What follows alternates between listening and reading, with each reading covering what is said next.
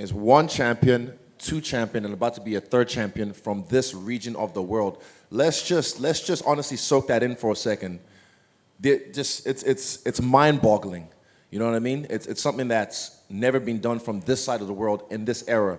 And I feel like because MMA is a relatively new sport, or the fucking word I hate, it's not a traditional sport.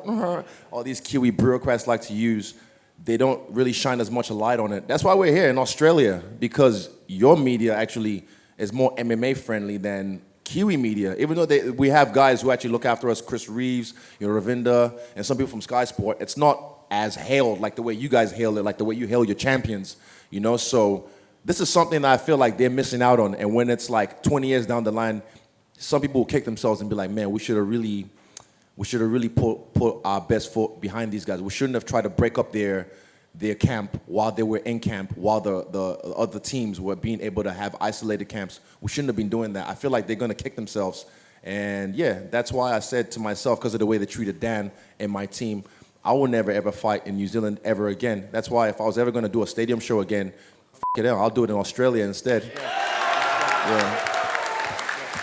I don't know if I answered your question, but I'm telling you right now, just take a look at this. Take a look at this. This right here, 1, 2, 3 champions.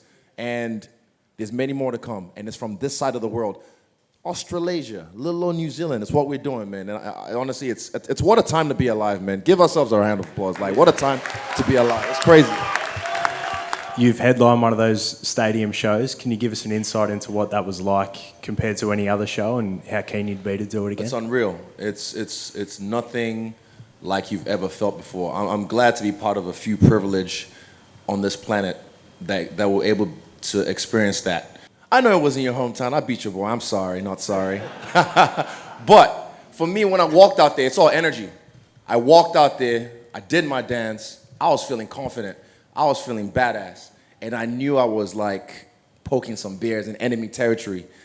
But to go out there and showcase the way I did, it's unreal. It's one of those moments, not just in my career, but in my life, I will never, ever forget. And it's with me forever. And yeah, it's unreal. And I know he's experienced it. I can't wait till Kai experiences it as well. Probably in Auckland, New Zealand, or maybe here in Melbourne or in Sydney. But yeah, it's unreal. And I'm glad we're part of the privileged few.